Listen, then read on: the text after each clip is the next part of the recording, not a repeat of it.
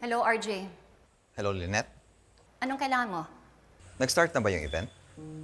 Hindi ka naman invited, hindi ba? Nandyan ang anak ko. Gusto ko siya makita. Hindi na kailangan. Lynette, huwag mo naman sana ipagdamot si Annalyn. Alam ko hindi tayo okay, pero huwag naman sana maapektuhan yung relasyon namin. Tatay pa rin niya ako. At alam ko matutuwa siya pag nakita niya ako. O sige na, sige na. Aalis na naman kami ni Carlos. At least, pag umalis kami, may makakasama si Annalyn dito. Aalis kayo? Iiwan niya si Annalyn? Wala ka nang pakialam doon, RJ. Sige na.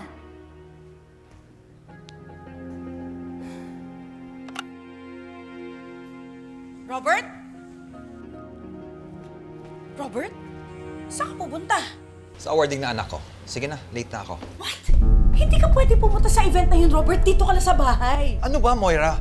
Hindi kami magkikita ni Lynette. Si Annalyn ang gusto kong putahan. Robert, sigurado ako magpapang-abot kayo ni Lynette doon.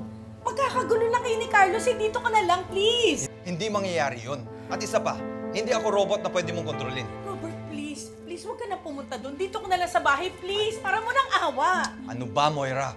Robert, you have to stay here. Dito ka lang sa bahay. Ibang klase ka rin, ano, Moira? Kinakain ka ng selos, overthinking at paranoia mo. But I won't let that affect my life. Robert! Robert, no!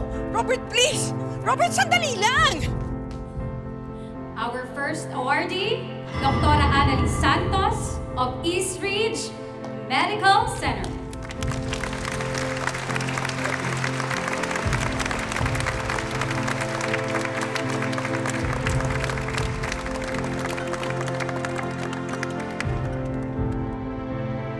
Our second awardee is Dr. Lyndon Javier of East Ridge Medical Center.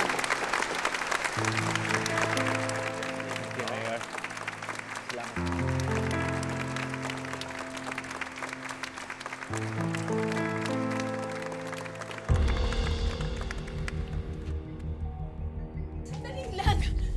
Sandali lang! Robert, please! Robert, this is ridiculous. Pumasok ka na muna sa loob, please! Sabi ko, pupuntahan ko yung anak ko. Robert, please, kahit ngayon ka lang makinig sa akin, bumalik na tayo sa loob, please! Bakit ba, Moira? Ano bang ikinakatakot mo? Ano bang mangyari kapag pumunta ako dun?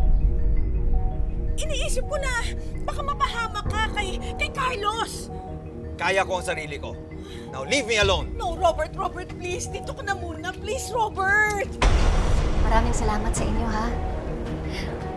Tara tayo doon kasi alam ko nagsimula na yung recognition, eh.